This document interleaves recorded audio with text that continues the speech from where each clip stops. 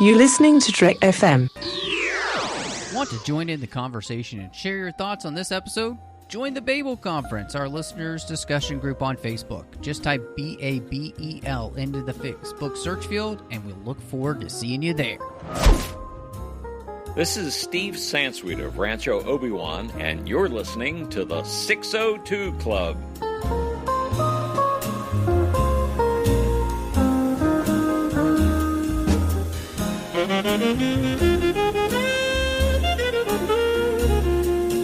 Hello and welcome to TFM's Local Watering Hole. And of course, I'm just one of the hosts here, Matthew Rushing, and so excited to have her back as she is almost every single week. Vicky Vale, Vicky. Christy Morris. Hey, how's it going? What was that? That was a Chuck reference from, I think, pretty much the very first episode where Chuck and his best friend Morgan are talking about Vicky Vale, and Chuck is going, Vicky Vale, Vicky Vale, and that's when Sarah walks up for the very first time, and like, it's real embarrassing. So anyway. Okay. Yes, I'm here. I'm excited to talk about Vicky Vale, but more excited to talk about the Batmobile. Yes, who isn't? And we're so excited because continuing our Batman series here, and everybody knows that John Mills talked himself into another series with us, and we're here at Batman 1989. So, John, welcome back to the 602 Club. Is there a 6-foot bat in the 602 Club? And if so, is he on the payroll? And if so, what's he pulling down after taxes? You know, we can't release that info. That's human resources, and so you'll have to contact them for that information. But if you would like to contact us, see what I did there? Nice little segue. You can find us all over the place, wherever you get your podcasts. If you're on Apple Podcasts, please go over and give us a star rating review. Help people find the show, especially as Apple Podcasts just revamps. Guys, every review you give us helps the show grow. So we really appreciate everybody who does that. We read the reviews out in the show.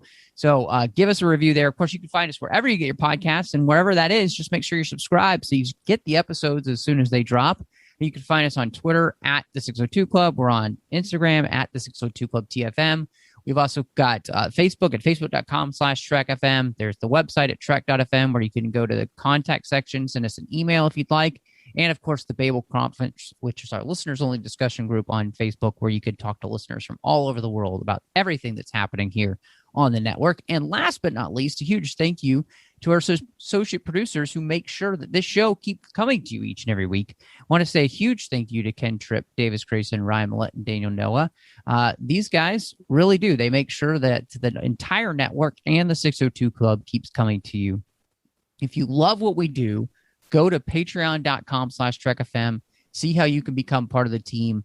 Honestly, we've got a paywall that's going to be going here. And so some of the things that may have been free before may not be free anymore. And so we'd love to be able to let you have access to all that.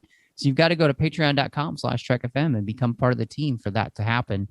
So, guys, we're here. It's Batman. I would say next to Superman, the movie, this may be the most quintessential and most important superhero movie to have come out after Superman. I don't think I'm wrong in saying that. And so I'm really wondering for both of you, and John, I'm going to let you go first here because I think you have a pretty, if I understand you correctly, this is a really important experience for you as a young moviegoer. Oh yeah, no, I was telling my wife this movie is probably, the summer of 1989 as a whole was very, very formative in my becoming the movie fan that I am today. It's a touchstone point. There were so many movies that came out in 89 that really influenced my tastes, what I liked, what I didn't like. I got the poster up there, but it was really, I would say that Batman is the first movie that made me pay attention outside of Star Wars. I mean, I grew up as a, diehard Star Wars fan. Who didn't at my age and everything, but Batman in 1989 was for me, like I grew up as a Star Wars fan, and I've always heard tell of people who are older than I am who were, 12, 13 years old when the original Star Wars came out, and the formative experience it was for them. Now, Star Wars I was immersed in it was first memory territory. And so there's sort of a lack of perspective, until you double back around to it when you're older and everything. Batman was that formative experience for me, though. It was the giant hit that happened at just the right time and was the first film that made me pay attention to score and editing and cinematography and script and all of that stuff. And it became that launching point for, the fan I was going to become, not just of Batman, but of films in general. And there's a reason why Batman that summer became the monster that it did. There was a lot of hype going up to it. I mean, you couldn't go anywhere without seeing a Batman ad on TV. You saw Batman ads on buses. You saw Batman ads in comic books. You saw them on magazines. They spent so much money marketing it, putting so much into it. I remember there was a big stink because the movie cost something, I want to say it was like $32, $33 million. I'm probably imprecise there, but it was around that. So think about, it cost a little north of $30 million, and people talked about how expensive it was, and look at all of the marketing. And we were literally, 2 years away from James Cameron dropping the first $100 million blockbuster on everybody. And never mind what he spent on The Abyss, which came out the same summer. And anyway, so yeah, I mean, Batman earned its place in film history, though, is what makes it so unique, I think. And you referenced Superman in 1978. I would say that Batman in 89 is more important to the comic book genre because it spawned more actual imitators. It actually created the genre, whereas Superman remained sort of a standalone experience. Even Superman's own sequels grew to be jokes. Supergirl, what was that? That sort of thing. There was never really that explosion after Superman. After Batman, everybody was coming out with a superhero movie. Sam Raimi immediately jumped on it a year later and even paired up with Danny Elfman for Darkman with Liam Neeson, which was it's such an odd experience to have Danny Elfman do the score. Anyway, so yeah, that's I obviously I could go on and on. Christy, let me cede the floor here. What was your first experience with Batman? Please, I was enjoying the story.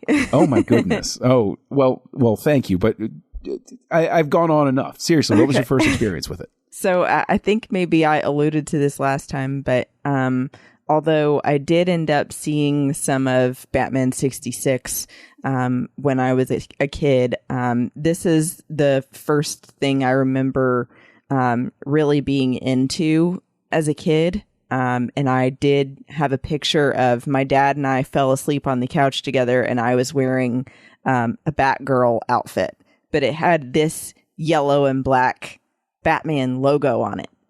And this movie came out. I'm going to age myself and tell you straight up, I was 2 years old. Oh my gosh. I'm so much older than you. Yeah. Sorry. But it was also formative for me in that sense of like being a very early memory, and something that, again, my dad and I really shared together and had such a love for. And I remember from the very beginning that Jack Nicholson was my favorite part about this whole thing. And that, I even told my husband, I was like, I think as a kid, I was kind of confused because I thought that he was really nice to Vicky Vale. He recognized her artistic talent and wanted to help. He wanted to go with her hand in hand to usher in that new aesthetic. I mean, yeah, he really was an avant-garde artist. You recognize that. I think that's very important. That's very good that you recognize that an artist was reaching out to another artist. That's very good. He called her beautiful. He said she took some great photographs. The rest were crap. And, he like kissed her on the arm and stuff. He was such a gentleman. He was a smooth talker. He really was. And he was protective, because if anybody else called her beast, he'd rip their lungs out. Right. So, So yeah, anyway, that was my first experience. Well, this explains so many things, Christy. I was 10 years old when this movie came out, and so it was at a point where I was not old enough to see this in the theater, and it wasn't going to be something that my conservative parents were going to let me watch at the time. So I missed, obviously, Batman from 1989 when it first came out, and I didn't see it till much later in life. And like Superman, it was a movie that I didn't personally respond to super well. It just never really hit me the way it did so many others, and so it's never been a favorite of mine, and which is a really interesting experience, because I love superheroes. So this experience of watching it again was a fascinating thing for me, and something that I think we'll be able to kind of dive in and talk a little bit more about as we keep going. Because one of the things, John, I think, you were right to have us start with Batman on screen and to start with the 60s Batman. And one of the big things that kind of kept this in development hell for a while was the fact that they specifically wanted a darker, quote-unquote, grittier Batman, right? They wanted it to feel more like the comics. By that point, we had already had, The Dark Knight Returns come out. This is, people are paying attention to Batman, and they don't want the 60s version. They want this to feel more like the source material, especially that we were getting in the 80s for Batman, which is very different because, like, as we talked about with 66, the source material then that they're pulling from, Batman is insane in the sense of like all the crazy things that are going on in comics.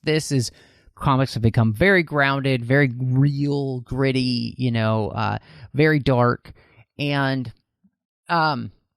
yet, watching 66 and then watching it this week to get ready, you could still see some little hints of like winks at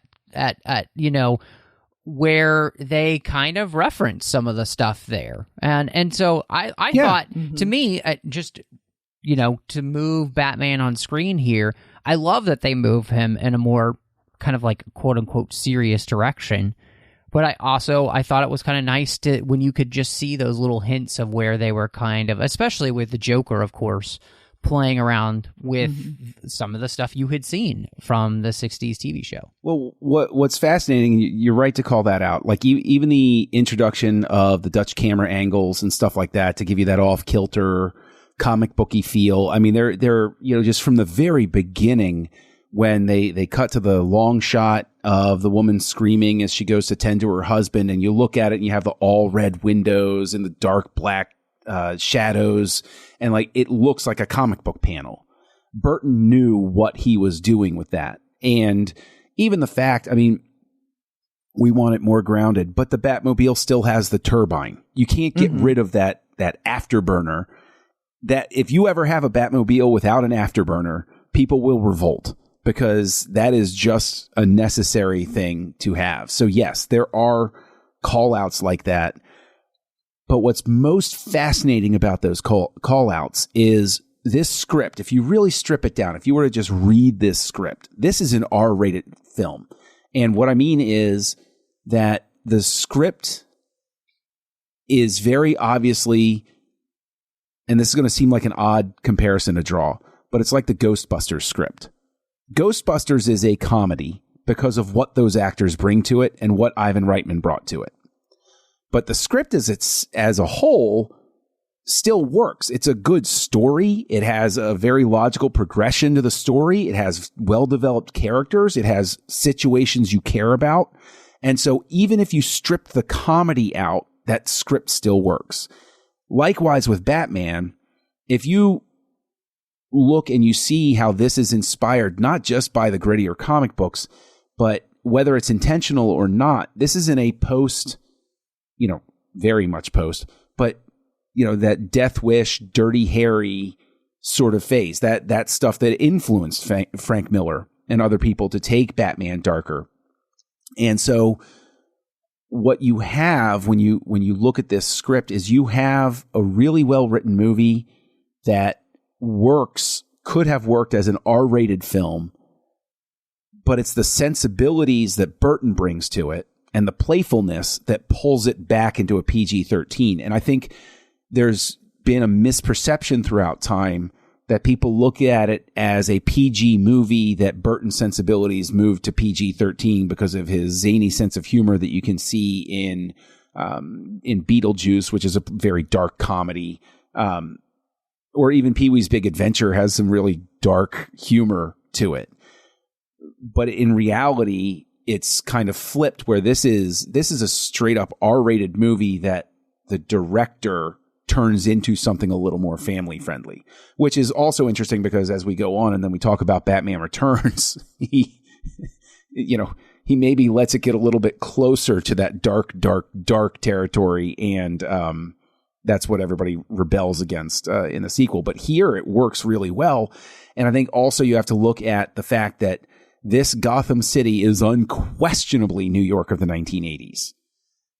Everybody who is of a certain age remembers the New York of the 1980s and early 1990s.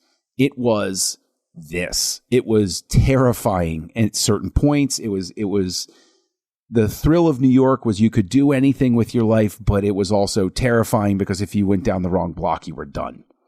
And so this very much comes from that New York City feel, that informs the way that it works, all the way down to the mafia, right? Because the 80s is when Gotti was, drawn out and busted and everything, and everybody knew who Gotti was and what he was. And so you could look back at it in a sense and say, oh, well, my gosh, they know Boss Grissom is terrible and he's a nasty person. They talk about him on their stump speeches. Why don't they just throw him in jail? And it's like Gotti beat his, beat trials like several times. So it's a completely, again, informed by how powerful the mob really was and probably still is before they went underground, but whatever. Yeah, I think that it's an excellent point to talk about that stark contrast between 60s Batman and to the era that inspired it being the way it was. And then how, like you're saying, John, things were completely different in the 80s and people are less, I think, in looking for that escapism, false reality than looking for someone going through a similar struggle and needing something more grounded at this point. And so I think that it definitely, you can see then, spawns all of this other future stuff because it is in its own right just a great story. And then it's got all of these other treatments added to it that give it that dark feel and make it so interesting and unique.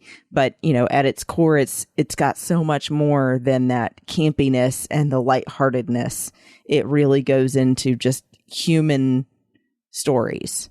Yeah, I think one of the things that I was able to respond to watching the movie this time was the way in which there is such a grounded version of the story in there, which is, like you were talking about, John, the fact that this feels like New York throughout the late 70s and all the way into the early 90s before it starts to get cleaned up, and, having lived through that time period and, I went to New York in the 80s, I was in the nicer versions because that's where my grandmother's family lived, they lived in the brownstones and stuff. We weren't, doing anything dodgy or anything. So they knew all the best parts of New York, and that's what I saw. But at the same time, I mean, all the movies from the era really do a great job of documenting what New York was really like. And, so And I think this movie does a great job of accentuating that and heightening it to the absurdity level, with just the way that Gotham City looks like in the first place. I mean, it looks like, the Art Deco Gotham, our Gothic look is taken to the extreme, and legitimately the extreme. But I think all of that is representational of they are drawing out as if you were to visually represent what the heart of New York kind of was at that time period. It's a scary, creepy place, right? You could be rich and do really well, or you could not do so well. And the beginning of the movie even kind of references that, by doing the play on the Batman story, with the family running into the wrong side of town and almost, coming away dead, so, and except, Batman happens to be there to save them where he wasn't there when, he was a kid. So there was no Batman then. So I think I appreciate that very much about this watch, is that bringing Batman to screen this time, for all intents and purposes, we are definitely on the right track to taking the character in a much more serious way, but at the same time, we're not above having some fun at the same time, which, I think is a great combination for, any comic book franchise. Yeah, but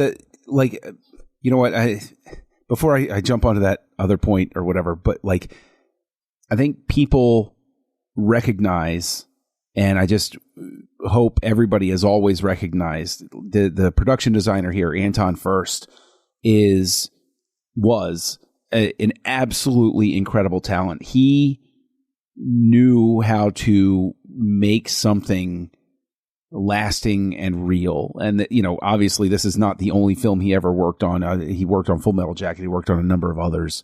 And he had just a really good eye. They needed those set extension paintings to work a certain way.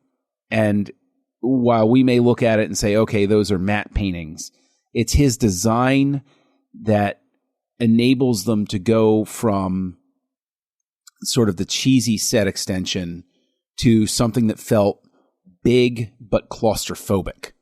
Gotham is a huge city. We see it from across the water. Yeah, it's insane. In that establishing shot. It's a giant city, absolutely massive.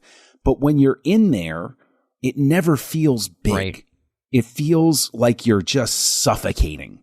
And it's a fascinating sort of thing, because that, I think, really captures that idea. There's this angst portrayed in the film that I think doesn't get enough play, especially in modern superhero movies, that all of us, when we go into a city setting, maybe we love it when we're a little bit younger, but there's a reason we all sort of pull back away as we age, is cities are inherently small and dirty and they're overbearing, and they're just, you can't escape. You have this feeling of being like a rat in the maze.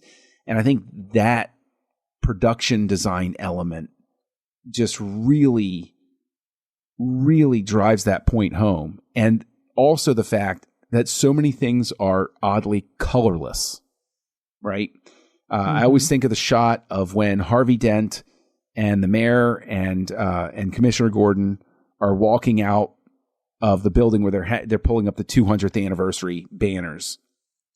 And if you look at them, they're like the only pop of color in the entire frame, right? You have the banners and you have the three people. And so there's just this incredible,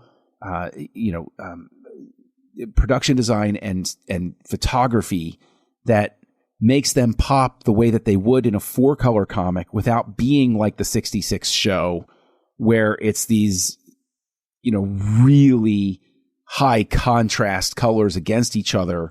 It's the way you would look at a panel in a comic book where they would use the color to make sure that the people you were supposed to pay attention to were there. But it's done in such a subtle way that your attention isn't drawn to it. It's just your focus is manipulated the way it needs to be. Yeah, it feels, you can tell it feels all so intentional. that it's these backgrounds feeling so colorless and gray. Like, it's supposed to give you that feeling that it's a very hopeless small place. Mm-hmm. I did want to touch on too, which you kind of alluded to earlier, John, how this movie in particular, the direction that Burton goes with is because he fell in love with The Killing Joke and The Red Hood and those stories about Joker's origin. And so although he does, is making a Batman movie, it's also how he feels about how Batman and Joker relate to each other and how their stories are always intertwined. And that it is such a deeper, darker thing because, we don't even get a Batman origin story in Batman 66. You're just thrown straight into what they're doing now. So this is when you're actually getting all of that background as well. It's interesting because if memory serves, and it might not, but if memory serves, the whole addition of Joker being the one to have killed his parents was something that Burton pushed for. And it was, in fact, controversial at the time. I can tell you, I remember the conversation. My brother's older than I am, diehard comic book fan from the get-go, and he was fine with it. But I remember in the circles that he ran in and I ran in, there was a lot of discussion about that. A lot of people pushed back on that because, that in and of itself is a little too convenient. But at the same time, what's fascinating about that is just like Starkiller Base in The Force Awakens, you could almost take like an X-Acto knife and just cut out those teeny moments in the movie and you wouldn't even really miss them. There are a couple of lines of dialogue that would have to change in the cathedral fight, but you could actually excise that flashback where he sees Jack Napier as his parents' killer, and it still works, where he's sitting there and he watches, the Joker's pronouncement, and then Vicky walks in. It's so fascinating because you see how precisely it was put in there. And so regardless of how, you wind up feeling about the story element that's inserted, it's so deft. It's such a minor little tweak that I think it just, again, emphasizes how strong the original underlying script is, that it could survive that little addition to it, and you don't mind. It doesn't dwell too long on it. It gives it to you, and it keeps moving. But at the same time, like it's so surgically inserted that it's not overbearing. Yeah, I think you mentioning that is so interesting, and obviously that is the one thing to me that really stood out this watch was just, I called it the bat changes, because we're changing the history of Batman big time by having not only the Joker having an actual personhood that we know before he's the Joker, right? In much the way the Killing Joke does, gives us the backstory for the Joker.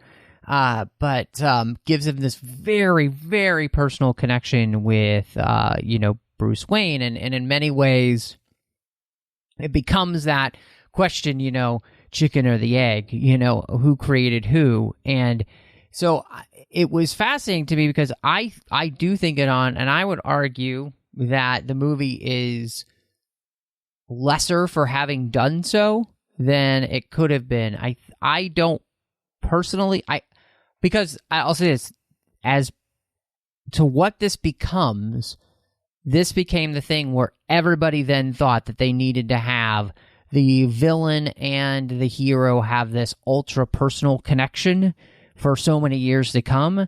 And you don't have to have that to make it work, right? Yeah, and so, but I don't personally think that I don't love it. It doesn't work great for me that they're that connected. See, I definitely won't fault, lesser imitators that came along afterward. I mean, that's just I might as well fault Star Wars for the crap sci-fi that I had to endure for years afterward. But again, I think it's so deftly placed that it doesn't detract from the movie. And I think that also maybe there's an instinct that Burton has that pays off later thematically, because it does become at the end, oh, come on, you know, I say you made me, you got to say I made you. Like, you know, like you said, the chicken and the egg thing, this is picked up later in other thematic ways, even by Nolan, right? Mm-hmm. Where at the end of Batman Begins, Gordon says, you know, a guy like you, flair for the theatrical, you know, and he calls out, are you going to cause a worse brand of criminal to suddenly show up in the city? Because there's going to be a reaction to your presence in turn. And so I think that does wind up, maybe this isn't as, not apparent, but maybe this isn't as organic a sort of conversation as the way Nolan has it, but it's still there. I think that Burton is getting at something that is just starting to sort of creep into the subconscious of comic book fans, where they're going to have that discussion of, would there be a Joker without a Batman, or vice versa? And so in a thematic way, it still pays off some dividends. Mm-hmm. Yeah, I think that it may have been different if we didn't already know that Joker didn't, you know, in the original comic stories, Joker didn't kill Batman's parents. But I do think that it's an interesting story way to go with it. It didn't bother me as much as it did for you, Matt. But, you know, I mean, like I said, I already knew before that it wasn't originally him. And I think, you know, you can also say that there are tons of movies after this that then just mimic the fact that it's a dark superhero story. Yeah. I mean, you know, then we get all the Nolan Batman movies in general, and heck, Deadpool. I think one of the things that it does do well in this sense, though, is that it, by doing this, even though I don't love what it does, I think it's bold in the sense that they're like, you know what, screw it, we're going to take from the comics and then we're going to do our thing, right? Like, we don't have to be beholden to the comics. We can basically do what the comics do, which is we're going to make our story, you know? And it's going to reference stuff, but it's also going to be our thing with this character, which, you know, in the end, in the long run, I don't have a problem with, you know? So I can respect that they started a trend here, which I think is more helpful for the films, which is make it your own, right? You know, reference the character, honor the character, but at the same time, give us something we haven't seen before rather than straight up copying just something you've seen in a comic, you know, like just giving us a retelling of the Killing Joke or whatever, which work great in the animated features, right? But that's not really what I want to see on the big screen. I want to see something I haven't seen before. But see, what's interesting about that, I think you're absolutely right. Especially with comic books, they should feel more free to do that sort of thing. But it's a very interesting sort of conversation to have, because how many times do they adapt a novel and people's reaction is anger and rejection because they changed something. True. Or they, you know, like I'll even go to, I go back and forth with my daughters because they've read the Harry Potter movies and then they nitpick what they choose to leave out in the movies. And listen to Owl Post. And I, you know, I know, but I mean, like, I go toe to toe with them about, you know, I actually like the way that the ending of Half-Blood Prince plays better on the movie than it does in the book. I think it's actually a little bit cleaner. And of course, they think I'm an apostate. How dare I feel that way? They would be correct. But yeah, no, they're not. but the important thing is that we have that different reaction when they change the comic book thing. We say, yeah, tell your story, and it's almost as if we just have a different mentality when we come at these things, especially with comic books. I think that what you get at there is that what is so transformative about this Batman film is, again, the fact that it is telling a story that is a good story just overall. It doesn't matter whether it's a Batman story or not. And so it works on its own terms, its own level. Again, if they had taken the Batman part out of it and just turned this into a reboot of like Death Wish or something like that, I'm like, yeah, the movie still works. And it's just a very unique thing that we don't really get now, because I think you get a movie like this, which is unquestionably, I mean, they leave it open for a sequel, spoilers, and they have it, you know, they have the doors wide open for everything here. You know that if it's a success, they're going to make another one. They have every intention of setting up a franchise that's going to make them money for years to come. But they still do things that you don't get in establishing franchise films nowadays, where it's a kind of amazing thing that Burton gets away with what he does here. Because nowadays, if you're making the first Marvel movie in a long run, you have a storyboard, not a storyboard, we know what those are, but like you have a story group and very hardline producers and a studio head. You have to do this, you have to do that, you have to make this happen to set up the next movie.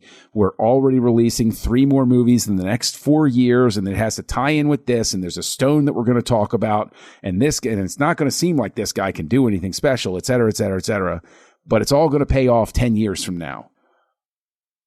This is just a filmmaker making an actual film, and the studio saying, please, just don't break it. And largely just letting it happen. And you know they're watching the dailies. You know that they're seeing what's going on. And this wasn't even the easiest production in the world, right? It was many years later hearing the story about Jack Palance, or Palance, depending on how you want to pronounce it, flipping out on one of the first days of filming.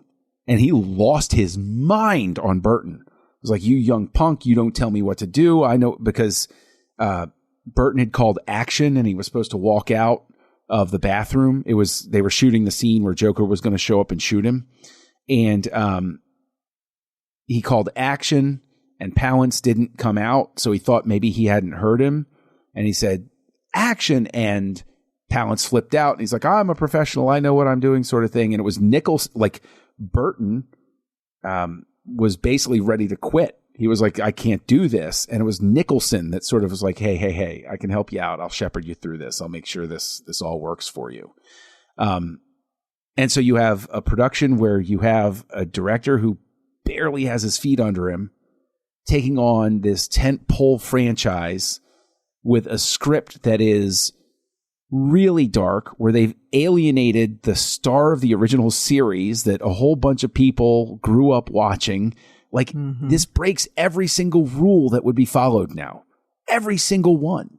And it's just so fascinating that it manages to do it, and that we can't get that it seems like we can't get that anymore. Well, I mean, and to your point, it's the exact same tactic that Nolan took when he made Batman Begins. He was just making Batman Begins, right? He wasn't thinking about the next movie.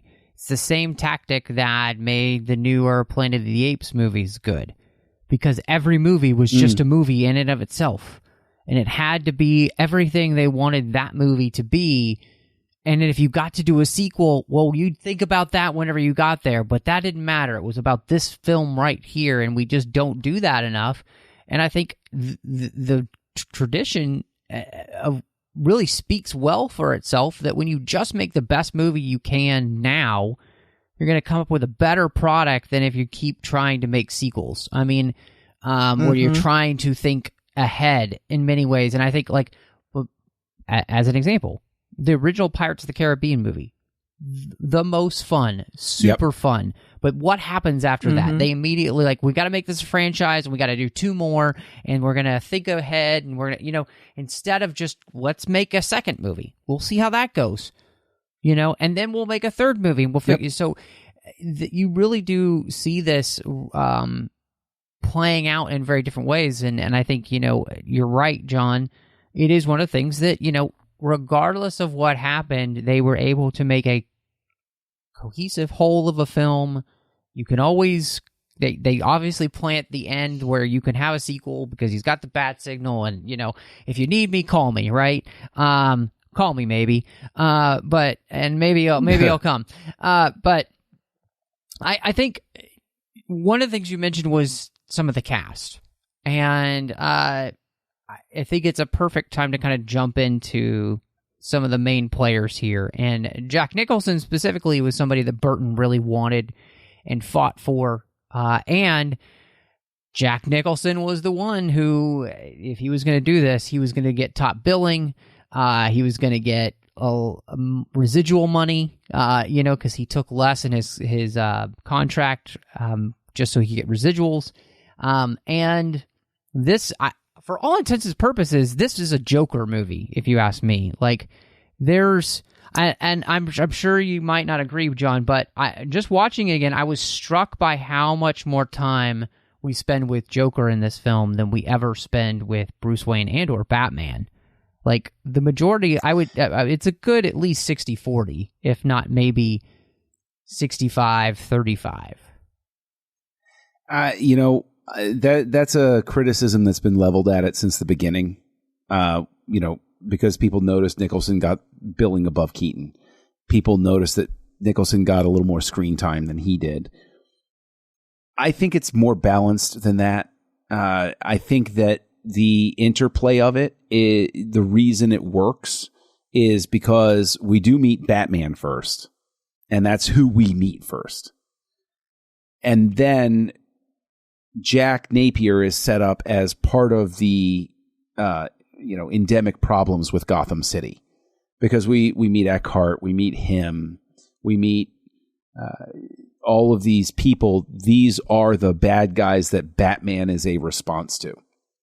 And so there is, I think, also an effort, it's not an effort to preserve the secret or anything like that, but it is a fun way, I think, they hold back on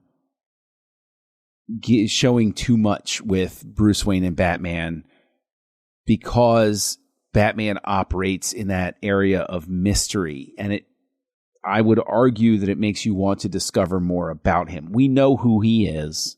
We know who's behind the mask. We know where it's going with that, but at the same time, it ties into this world building that's happening.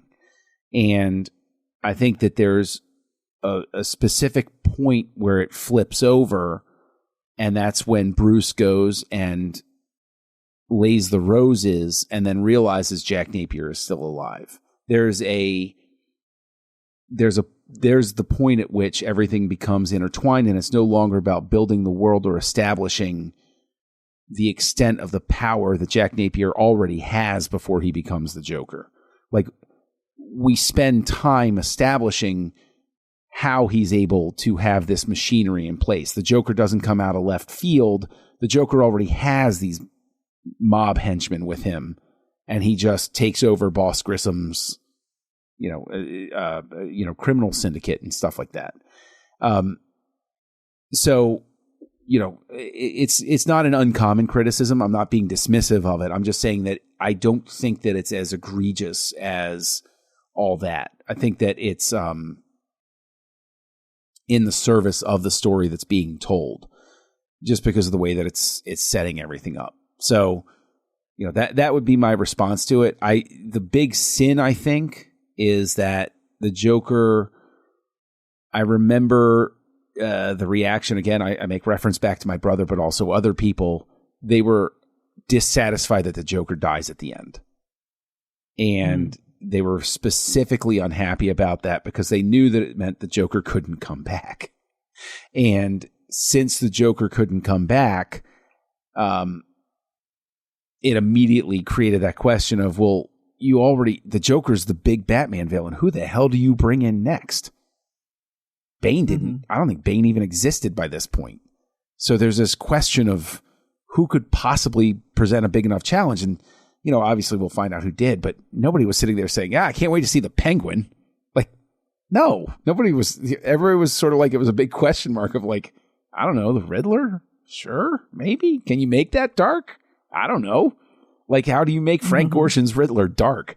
Like, the Joker is already pretty demented in the 66 series. It's not too far a nudge to make him the Jack Nicholson Joker. But the Riddler, like, you know, we'll see what happens when that's attempted. Yeah, I felt like it was a little more equal too. I think that too, it focuses a lot on when we are seeing Batman, the struggle with him trying to determine if he can allow someone else into his life. And so we're not focusing solely on Batman. But I mean, also I'm kind of biased because the Joker was my favorite character in this movie. And I also just find the Joker fascinating as a character. But I think I like the way that they made him more demented and dark than the one we've seen before, obviously in the 60s, and really got to allow Jack Nicholson to just kind of be his crazy self. I mean, I think you see Jack Nicholson's thumbprint on Joker in this so much. So I don't know. I guess I didn't mind for that reason, but I don't know. I'm glad that they had some fun with him doing that too, and you know, mixing like the Prince music and in particular like the scene with the art museum and the parade. You just can't help but laugh because it's like he is so out in left field, and you're terrified, but also like, but he looks so much fun. And I think maybe that gets to, you know, to the root of why that criticism exists is because Nicholson's Joker is given two big show-stopping scenes. Like if this were a musical, he got the best numbers. Yeah. Party Man and the Parade Trust, which originally was supposed to be, they were going to use 1999 by Prince. And so the pacing of everything sort of, you can almost hear it playing in, if you mute the movie and Trust fades out, you can sort of hear that playing in the back of your mind while you watch the way that the parade is going. But yeah, I think Joker gets the showstopper scenes, but is that unfair? I mean, not really. Like it's like Darth Vader. Darth Vader was the scene stealer in Star Wars. Now, inarguably, Luke got more screen time, but everybody came out of that movie theater to talk about Darth Vader. They were like, Darth Vader's pretty darn cool. You know, like if you have a great villain, I think they just, you know, to an extent indulge that and say, we know you love the villain, so we'll give you a little bit more of him. I think that works. Yeah. I mean, I'm on the opposite spectrum here. I don't love Jack Nicholson's Joker. I think he's good and he's fun, but I think he's given too much time on screen, and I personally don't find him as interesting as I do Michael Keaton's take on Batman and what's going on with him as a character. And I am with you, John, in that sense where you said you're just wanting more. And I'm in a Batman movie and I want to know more about Batman. And so the way I thought about it is that, you know, by the time you got to The Dark Knight, where you spent a lot of time with the Joker in that film, and it's a very even film, I'd already spent an entire movie getting to know Bruce Wayne and Batman, right? And because this is the first time Batman's been on screen like this, I want to spend time with him. And so that's where, to me, I would have cut out some of the things with the Joker's origin so they could spend a little bit more time personally with Bruce Wayne and Batman and get to know him as a character. What, you know, because every moment that I'm getting there, I'm loving, but then we kind of go back to some zaniness, and it ruins it, for me personally, just takes away from what I'm enjoying most about the film, which is it's more, even though it's heightened reality, I'm enjoying the grounded nature of what I get with Michael Keaton more than the zaniness that I get with Jack Nicholson, because it works better for me personally. And you know, Michael Keaton obviously got such trash when he got, you know, cast, and yet he might be the most normal Bruce Wayne / Batman we've ever seen on screen. Like, he comes across as just a nice, normal guy, really. Like, in the scenes with Vicky Vale, like, I love all of the stuff that he's doing and the way he's playing the character. He comes across just so naturally, and like a guy who's been thrust into all of these positions, like being rich and, you know, growing up without parents and then having this compulsion to become Batman. And yet at the heart, he's still this really just kind of soft-spoken, gentle, giving, caring dude, you know? And like, I loved all of it. So to me, Michael Keaton was the real star of the show, and I just come away from watching this film wanting more of him. You know, well, I mean, you know, and since they were setting it up, you know, the thing is, I hate talking about Michael Keaton as Batman because I see it as such wasted potential. What happens after this? Yeah. It is. He becomes sort of the reluctant superstar after this. Keaton wasn't really, you know, he said from the beginning he didn't want to be 50 years old still playing Batman, saying to kids at a mall, hey, you know, you tell your mom Batman says hi, you know, like, but I think what makes him work is the fact that he's a comic actor. And as a result, he has very easy chemistry with the people around him because comic actors learn to play off of and read other people. And I think what Keaton does, the energy that he brings, is that he brings everybody else's energy out of them. He's not a forceful person. He's not, you know, a dominating screen presence in the sense that we get with some later Batman incarnations, but he is somebody who pulls the best out of Robert Wuhl and Kim Basinger and even Michael Goff and all of the people that play off of Keaton. The scene where Bruce Wayne confronts the Joker in Vicky Vale's apartment, which has the delightful thing that I know everybody knows, but I will never not laugh at the fact that Bruce Wayne and the Joker say the same thing when they walk in. Nice apartment, lots of space. Like, they both say the same thing. But there's a reason why that scene is so great, is because Keaton even helps bring the best energy out of Nicholson in that moment. And so you're right. Keaton winds up being great. And it is, a testament to the fact that people's opinions can change. And also when you see stuff nowadays where people are like, oh, I'm never going to watch, Ben Affleck as Batman. Oh my God, they cast the guy who was in Twilight as Batman. Who's Christian Bale? Like, those sorts of things, that's just par for the course. Like, Keaton got savaged. People even went after his hairline leading up to this. And this is pre-internet. People managed to make these opinions known in letters to the editor at like Starlog magazine and stuff like that. It's like, what? Do you know how much extra effort people had to go to express vitriol back then? A lot more. It wasn't just in a phone in their pocket. And there was a lot of talk about how the studio had considered Rutger Hauer for Batman. And even my brother was on board with that. My brother didn't want Keaton. He was, and I know I keep referencing him, but again, my brother's older than me, and as a kid brother, I remember where he was mentally, before this movie and everything like that. But he wasn't even on board with Nicholson as Joker. He wanted Joker to be younger and thinner. He wanted, actually, if he'd had his druthers, I'll never forget. Nope. Somebody who was never even considered, I don't think. Or maybe he was, or something, or rumored, but Anthony Perkins. Oh, he was like, that guy. Yeah, he was like, that would have been the perfect Joker. And I was like, yeah, that would have really, really worked, and it would have worked with the comic book image of Joker, which was that really thin, sort of, almost skeletal frame to him.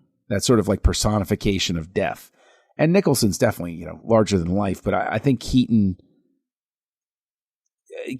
in a sense, operates the way Mark Hamill does in the original Star Wars trilogy. He doesn't get enough credit for what he brings. And I think people sometimes overlook the energy that he brings into a scene that elevates the other actors around him. Mm-hmm. So. Well, and I mean, you're both right that he 100% got misjudged and typecast as, well, he's Mr. Mom in Beetlejuice. He can't be a hero like Batman. Mm-hmm. And he proved everybody wrong. And I absolutely think he's one of my favorite Batman actors of all time. You know, as much as I enjoy a lot of different takes on Batman, he's probably top 2 for me. Mm-hmm. And it is disappointing that we don't get more of him as Batman. But, you know, I'm glad that we have this. And like I said, too, I think that it was interesting seeing them play on him having a real possible future with this love interest, and that it wasn't, in this case, just bringing in Catwoman or something, even though I love Catwoman, that it was just about people and about, you know, Bruce Wayne as a person juxtaposed with Bruce Wayne as Batman. And, you know, I love that moment when she says, I just want to know if we're going to be able to love each other. And he says, I'd like to, but he's out there and I've got to go to work. And I've got to go to work. And then that cue, that rumble, you know, with the music and the vault opening, like that is, I remember seeing that on the big screen. This movie is made for the big screen, but like that moment on the big screen was just like the whole audience. You felt the energy just shift. Everyone was like, yeah, he's going to go kick ass. But there is some alternate universe in the multiverse out there. And maybe it's one of the multiverses we'll get when they restore the Snyderverse. But I will forever be haunted by what possibilities existed with Sean Young in that role. What weird twist of fate brings Kim Basinger in there, and what different energy would there have been with Sean Young as Vicky Vale as she was originally cast. I don't, you know, like I'd love to see her screen tests. I'd love to see all of those sorts of things, because I can't think of this movie without thinking of Kim Basinger. But it almost wasn't her. And it's just, I you know, it's fascinating because she's still years away from winning the Oscar for anything. She wasn't really regarded as a serious actress, you know, coming into this. She wasn't like, you know, she was a household name. She'd done that one with Mickey Rourke or whatever. By that My Stepmother is an Alien. Huh? She did My Stepmother is an Alien. That is true. That is true. That is very, very true. But, you know, she, like this movie winds up putting her on the map too. And it's weird because I will always be curious about what it would have been without her, because I honestly can't really see Vicky Vale as anybody but her. Yeah, and she's really good in this movie. I thought, again, she has great chemistry with Michael Keaton, and I appreciate, like you said, Christy, I think you nailed it. She's just a normal person, right, that Bruce is interested in. He met at one of his parties, and she's fascinating, and you know, she has an interesting character development as she's trying to piece all this together. I think it gives her a nice role. It almost makes her basically like the Lois Lane in this story, which works really well. She plays it really well. You know, she doesn't come off as a damsel in distress or anything. She's really smart. She's figuring all this stuff out. You know, she's kind of a detective in her own right, you know, which is kind of cool. So you have the two detectives on each side working on this. And I really do think she adds, and it's really just the chemistry that they have together that makes it work, you know, and I love the way how you can see that Bruce wants this, right? He wants to have the normal life, but he knows that Gotham needs Batman. And so I do love that moment, like you said, where he's like, but I got to go to work. And she accepts it, you know? And so by the end of the movie where, you know, Alfred tells her, oh, you know, he's going to be a little late. And she's like, I expect it, you know? And it's just like, she's willing to accept the life that would come with the fact that, he could die any day, and, that he's going to have to go off at a moment's notice. But that's part and parcel of the guy she's fallen in love with, right? And I really appreciate her performance. I think for me, the movie really is the best to me when it's those two on screen together.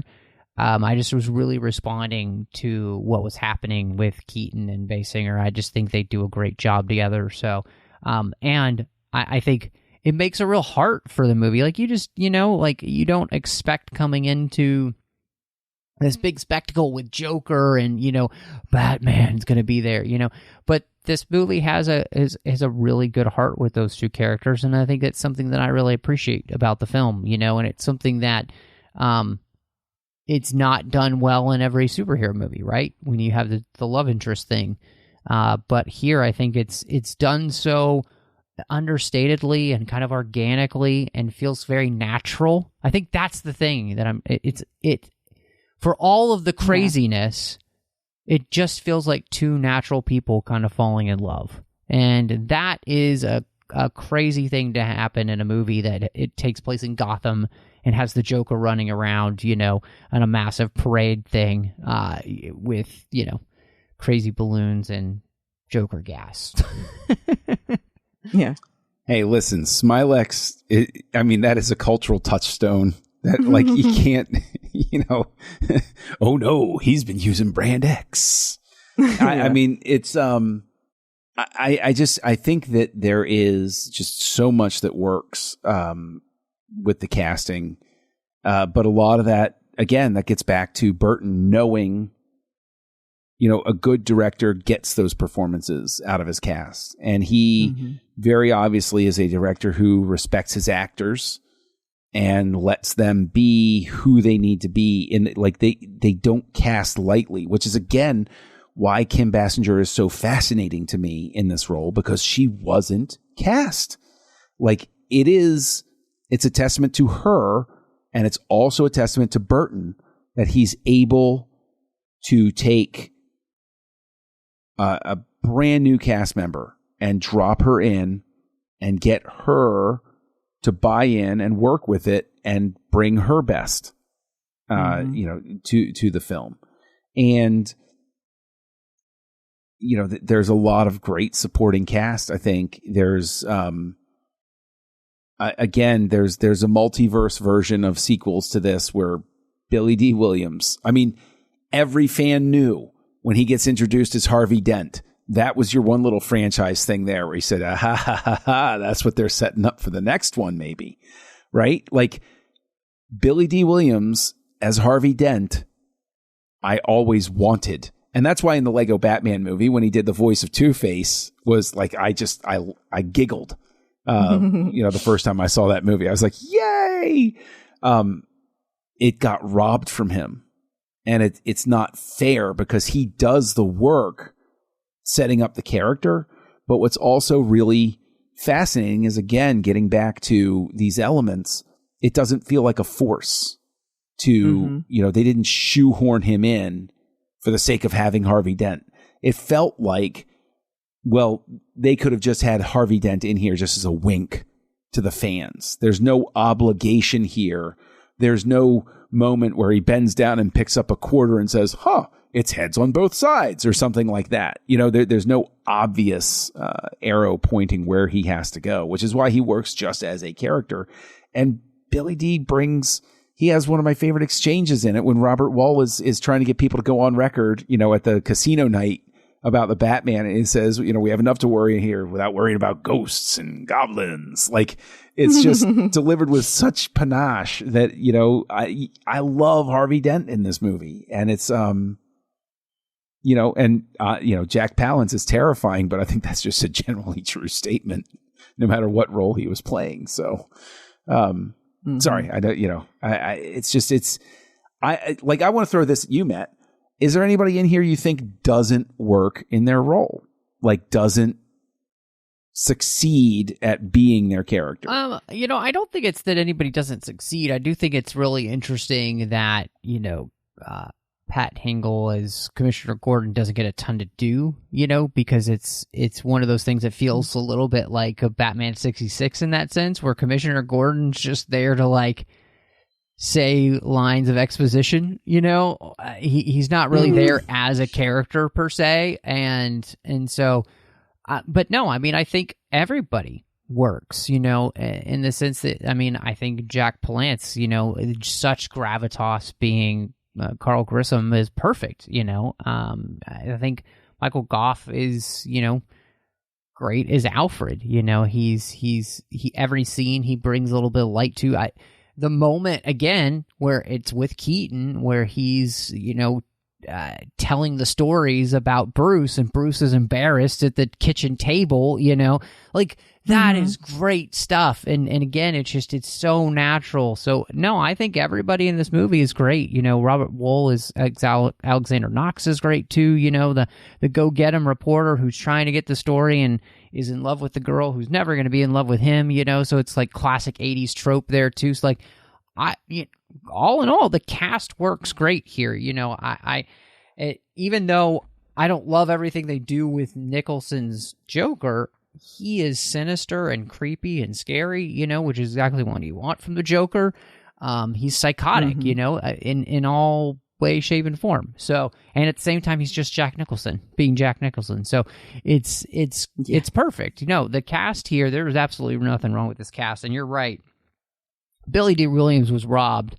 It's so sad that he won't get a chance to play Two-Face, which is, like you said, it's one of the true things that Burton had thought in his brain. Okay, I would love to work with this character and use him in a later sequel. So, which just speaks to the fact that maybe he did himself wrong in the first place, where he should have just put him in the sequel. So I was what we can table it for later, but I think the cast works so well that when Batman Returns came out, I was hurt when even Robert Wall didn't come back. I was like, well, I want to learn, I wanted to stay with these characters. I didn't understand why you couldn't, keep them going forward. I didn't understand why Vicky was dropped. I didn't understand, I understood. I'm not, that dense, but it wasn't a wise choice to me. Because everything worked so well here. This is almost like seeing a Super Bowl winning team, and then between this and Batman Returns, they got rid of the offensive line, and you think to yourself, but you won with the offensive. Why would you get rid of them? Why wouldn't you keep everybody? You want to win again, don't you? Why would you do that? And it's, but we can table that for our Batman Returns discussion. So yeah, no, I understand that. And I did want to shout out too, just because I thought on the rewatch, it was so funny at how jarring it was, the scene, and it's a credit to Kim Basinger's acting, toward the very end, where she's in Joker's arms and suddenly decides to make that flip to make him think she's interested in him, to give Batman the time to come over and surprise him. It's just so funny that he's just like, the Joker is caught so off guard by her change in demeanor that he then gets caught off guard by Batman. It was so good. Basinger also has this one moment where Batman is about to fire the wire to get them to go up, and it's the briefest of moments, but she puts her hand on her forehead and just sort of. You see her just sort of, it's not a feint, but it's just this resigned motion of course, this is what's going to happen next. And it's such a beautiful body language moment that gives her such a reality of somebody who's like, I can't fight this, but wow, this is, she doesn't have a line where she looks at the camera and says, like Han Solo in The Force Awakens, this is not how I saw today going. It's just her body language saying, this is not how I saw today going. This is just, wow, I can't believe I'm in this situation. And it's such a little human moment in a movie where when Joker shows up at the Flugelheim to light the candles, he has a little hand flamethrower. You know, like she's, I think, a very necessary counterbalance to that over the top stuff. And I think she's the reason that over the top stuff works. Yeah. No, I'm with you. And I mean, speaking of the over the top stuff, I'm sorry. The last thing I had to throw in was her reaction as well when Joker says, sometimes I think I should just end it, and points the gun at himself. And then it has the flag that says bang. And she actually has a real scream. Yep. It was so good.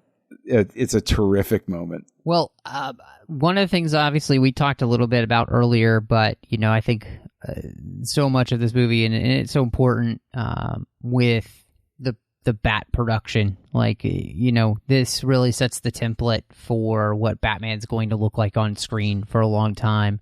You know, we talked about the look of Gotham itself, which was so important. But I think, you know, one of the things that, you know, revolutionary here, the suit, you know, there's no trousers. It's all in black. And that set a template for what the Batman suit would look like for everything that was going to come next. And, you know, the production value of the suit today doesn't look great because it's 1989. But what they're doing with it, I thought was, you know, really smart. And the way that the movie is edited does a great job of working around how well the suit does not work. You can tell in the stunts, you know, because you can tell that the actor inside doesn't have a great range of motion, but they work around everything to make it work and never make you feel like Matt, you're missing something. Wait a minute, Matt. You're telling me that if you're walking upstairs and you want to look up, you don't bend at the waist? Exactly. And maintain a completely rigid back as you look upward towards the sky? Or to look to the left or the right, you don't turn your whole body? Right. Yeah. Or you don't have to make one of your signature moves to hit somebody with a back fist because you're just praying that their face is somewhere there. Right. Although those are really well staged scenes. Well, and that's my point. They're working with the limitations to the suit, and in the editing, they're making it look like more's happening than actually is, because obviously they just didn't have the technology costume wise to make this work the way they wanted it to. But what's really interesting is it carries over all the way into Batman Begins, right? Like that suit is very too bulky on the neck and stuff like that. And they have to use a lot of the same tricks. And I like the fact that when they redesign the suit in The Dark Knight, you know, he says, oh, you'd like to be able to turn your neck. Exactly. Sure make getting backing out of the driveway a lot easier. Like, so they acknowledge, like, that's a wonderful in-universe acknowledgement of it. But yeah, it was very much, that suit design was much more about the look, cutting the right silhouette than anything. But what a silhouette it cut. I mean, when the way he floats up and down when he comes in and out of a frame, like, it's so smooth. It's a beautiful, beautiful suit. I know that the neck is not practical. I know that he would probably trip, fall, and kill himself within 30 seconds. And actually, I remember Keaton saying they needed like screw guns to get him into the suit. Like, that thing was not lightweight. And I think Bale went through the same sort of thing. But Keaton talked about, he's like, if I want to go to the bathroom, we have to like stop production for 30 minutes because people have to actually disassemble the suit so that I can just go take a leak. And it's like, that's got to be got to be hellish, you know? So, well, it just goes. You know, they said the same thing about Olivia Newton-John and those pants from Grease. Yeah, they had to sew her into those pants. Yeah, it goes to show you just how much, you know. Obviously, the technology has changed, you know, to allow actors to appear so much more organically in costumes that look like they came straight out of the comics, and yet are more comfortable for them to wear and more functional. You know, you do think, and I think all the way to, like you said, with Batman. In The Dark Knight, where they make a joke of wanting to be able to turn his head. But then at the same time, you know, you got the same thing where you want a functional suit for, you know, like Ben Affleck in the Snyderverse, right? You need this character to be able to do all these things, and you need the suit to be able to do it. And so again, but I give them total credit for, like you said, they go for the silhouette, they get the silhouette, and then they work with what they've got. And you know, you're not going to get a great Batman action sequence until, you know, it's not going to be here, you know, when it comes to like fisticuffs. we'll have to wait till the warehouse scene in Batman v Superman. But well, I don't think we wait that long. But I still like what they do with the with the Belfry fight. I think they really do make the most of 100% what's going on, and I do think the Belfry fight is a lot of fun.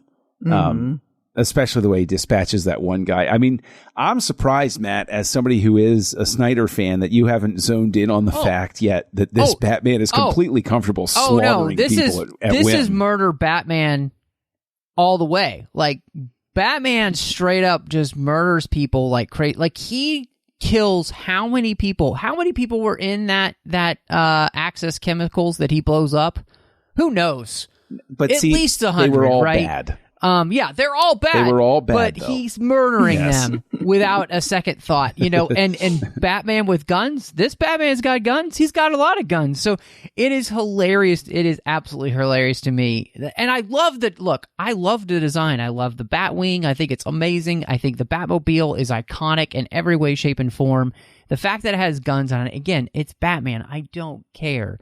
Like, everybody loved that scene so too. Great. When he used the machine guns to shoot in the video game, the Nintendo video game, they made a point to show that because everybody loved the shot of the Batmobile with the guns popping out and shooting the holes so that it just drove through perfectly. I am always fascinated by the animation that they use to get it from Batmobile to cocooned Batmobile, because it's so obviously like breaking the laws of, like, it's so obviously not real. And it's like, it's one of those things where I think it would be so fascinating to see how they would approach it, maybe with modern tech, to have it put those shields on. But at the same time, it's still a lot of fun. But yeah, the bombs and Axis Chemical, the people he kills in the Belfry, like, throws to their deaths, so that they can plummet. I mean, he's and the pretty Joker, responsible never mind for the fact Joker that he just, dying, so. Yeah, fairly. Although the Joker could have let go before. He definitely could have. So yeah. He had a choice. But I will say, though, this is once again an example of this being Tim Burton's take on Batman, and is not true to the original comic book version of Batman, which did say that he vowed to never kill because his parents were killed. Well, I mean, Batman's killed in the comics before. No, but to Christy's point about the going back to the original, I think that this is just so informed by, again, that Dirty Harry death wish. And I mean, in the 80s, people were just so fed up with street crime in the cities. It was such a problem. You could argue chicken and the egg all day about it, but I definitely think that there's an element of appealing to that baser instinct where people just want to see criminals get messed up because they're afraid of where they're living and they're tired of it, sort of thing. Well, and that, I mean, we go on to have a lot more vigilantes in particular, because I think people identify with that of, like, sometimes there's someone who has to be willing to kill the bad guys, which in itself is an evil act to kill someone. But is it better that they're getting rid of the bad guys? So I get it. Although John Blake would point out to Commissioner Gordon, I don't know, your hands look plenty dirty to me. So. But yeah. But as far as the gadgets and stuff, this Batmobile is my favorite Batmobile ever.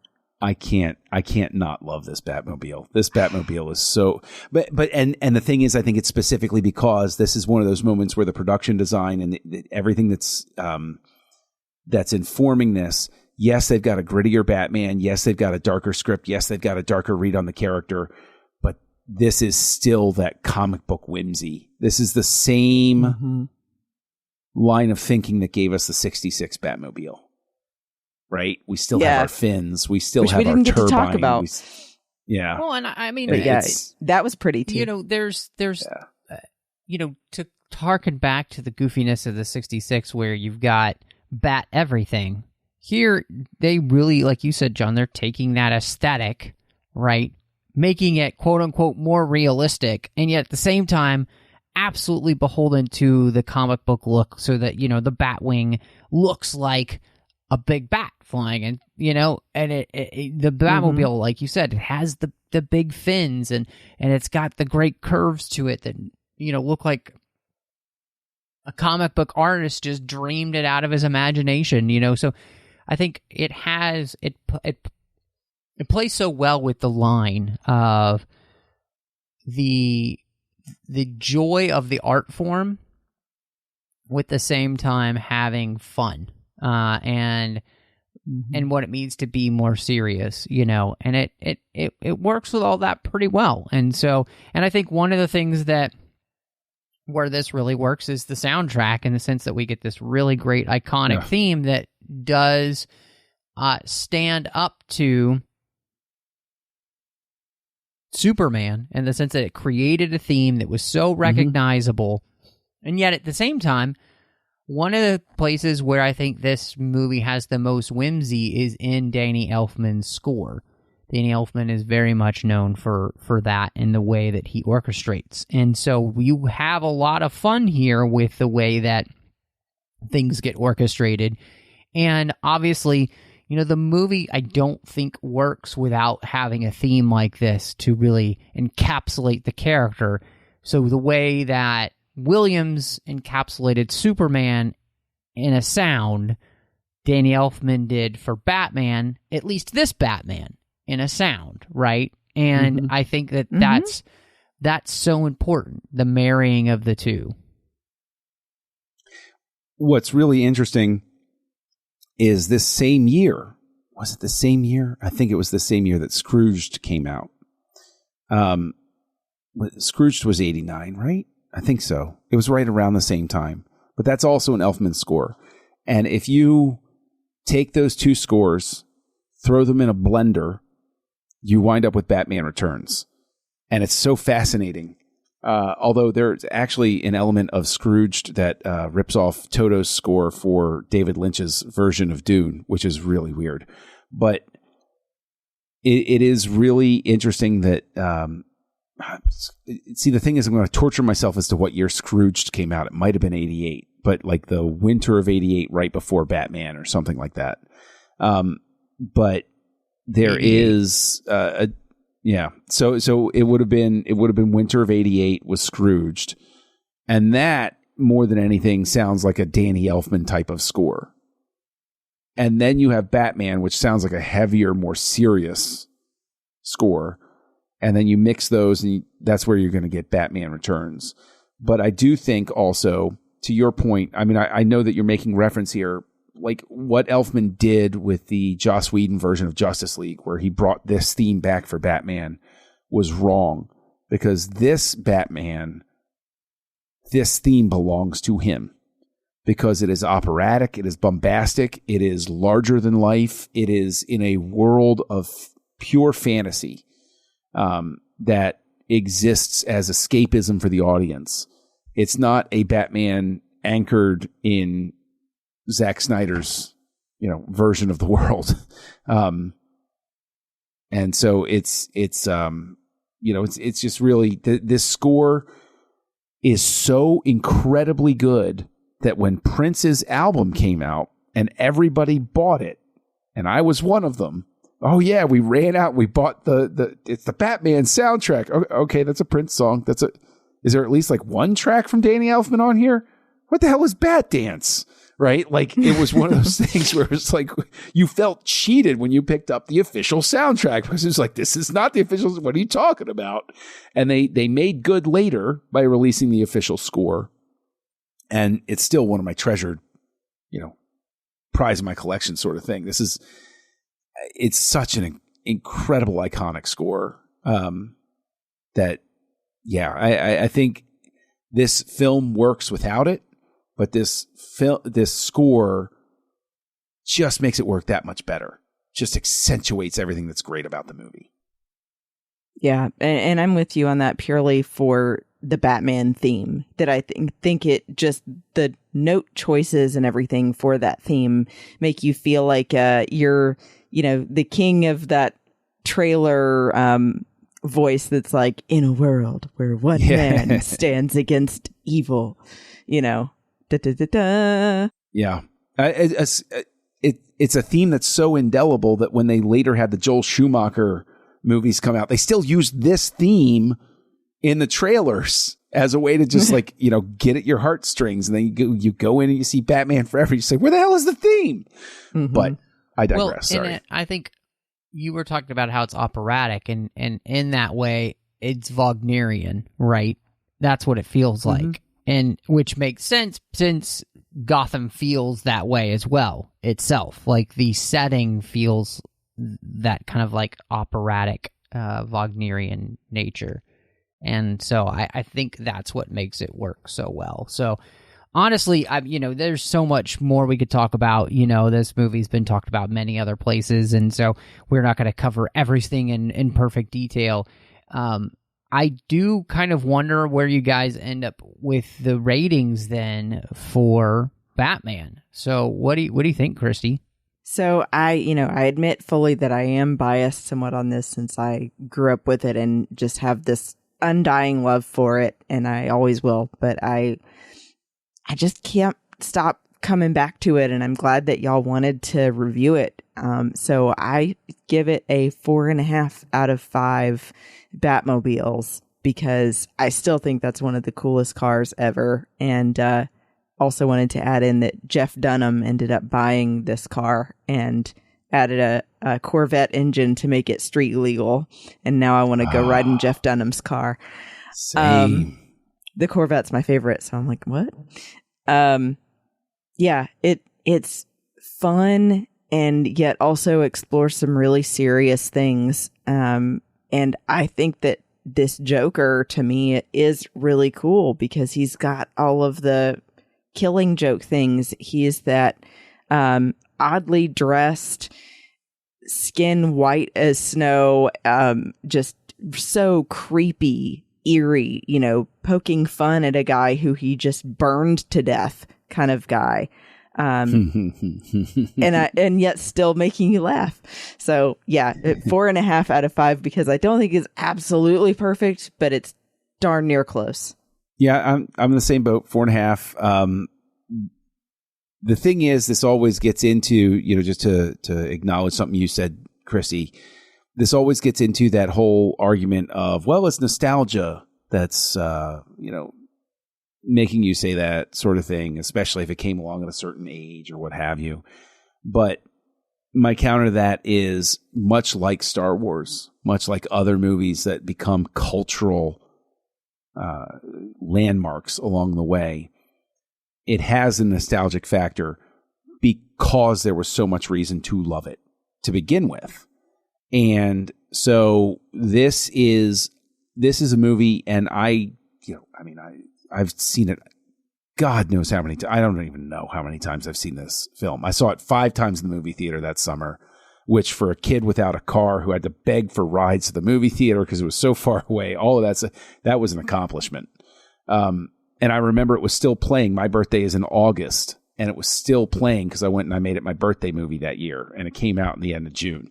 Imagine a world where movies stayed in the theater for months at a time. How crazy is that? Also, the first movie to be released on videotape as quickly as it was. But again, this is the type of movie you could legitimately teach in a film class. Shot composition, production design, script, score, all of these things hit the mark. And just on a purely technical level, this film is a tremendous success. Why is it not 5 then? There are a couple of trims they could make. There are a couple of trims I know that they did make that I think that they could have left in. But yeah, just a thoroughly fantastic film. This is a movie for me that, I mentioned in the beginning has never been a favorite of mine. And I think something in this there are a lot of things that just hit me in a different way. And it made it a little bit better and appreciated more. It's never, for me personally, it'll never be my favorite Batman movie, but I do think for me, it's a good 3.5 out of 5 bat wings. It's definitely a good movie, and it's a great foundation that we get set. And so, having not seen Batman Returns in probably 25 years, I'll be fascinated to go back and see what happens. That'll be a fun one. And then, of course, I definitely remember being in the craze when Batman Forever and then Batman and Robin were going to come out and everything. So, I was old enough at that point for all that. So, yeah, it's going to be so much fun to dive into all of that. But it is that time of the show where we give our recommendations. And so, John, I'm so interested to see what you want to recommend to the listeners of the 602 Club this week. You're killing me here because, every time I really wish somebody... I'm not pointing fingers at either you or Christy, that maybe, you guys could give me a heads up and say like, hey, dummy, remember, you have to recommend something. So I will, I don't know. I don't think I recommended it last time. I don't think I'd seen it last time. But if anybody has never seen Birdemic, it is, as I speak, it is available on Amazon Prime. And it is a movie that makes The Room look positively competent. Riff Tracks had a go at it, but I've never seen the Riff Tracks, and the Amazon Prime one was on there. And trust me, it is important to watch movies like Birdemic so that the next time you encounter somebody who proclaims that the latest Star Trek movie or action blockbuster is, quote, the worst thing that's ever been made, unquote, you can say, oh no, you just haven't seen enough movies. So go out there and catch Birdemic. Just like The Room, right? I would watch The Room 100 times before I'd watch Birdemic again. It's that is the case. Okay. So I actually have one that I kind of changed my mind on what I was going to recommend because of what we ended up talking about and some things that we didn't get to cover. And so I'm going to recommend that people watch Batman the Animated Series. Ooh, because yes. It was inspired to exist by this movie and also includes the voice talent of Mark Hamill, speaking of 6 Degrees of Star Wars, as the Joker. I'm so glad you said that. I'm sorry to jump in, but something I caught, and I'm sure I've caught it in the past, but I'd forgotten it or whatever like that. The excellent composer for Batman Mask of the Phantasm, which was, as far as I'm concerned, is the only other like truly great Batman movie to come out before Nolan, besides this one, was Shirley Walker. And she was the conductor on this for Danny Elfman's score.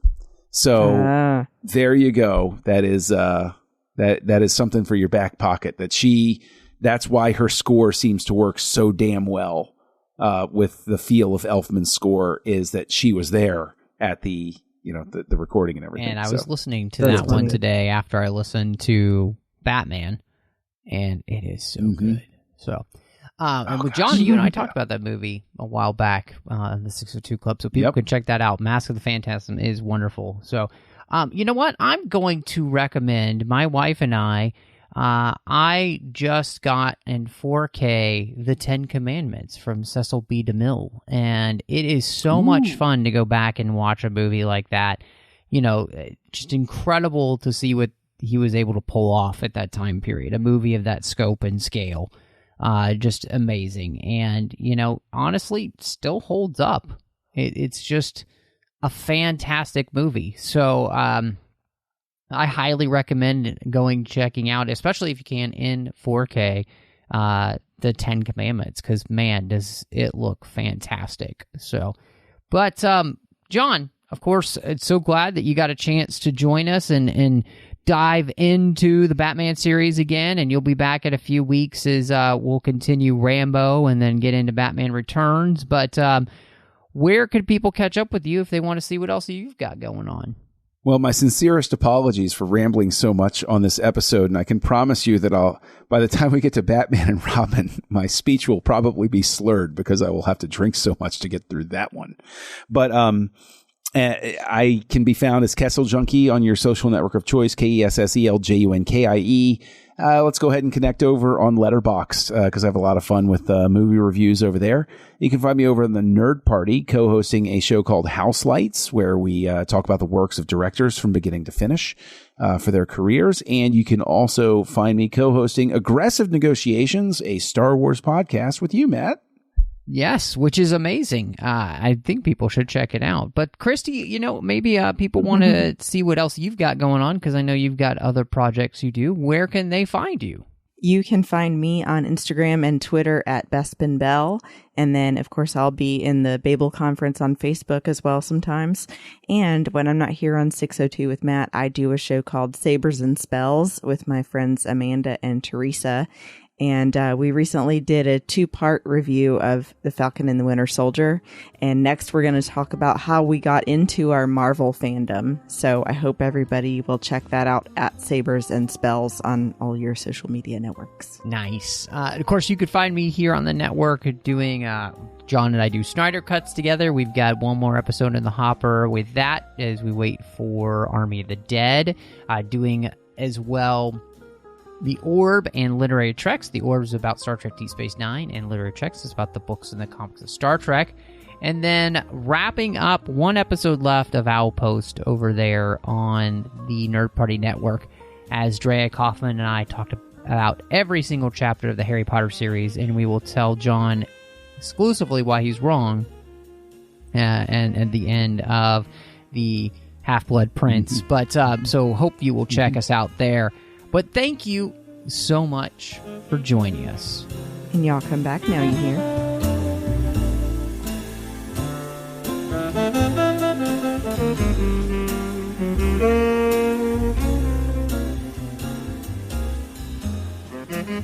hear?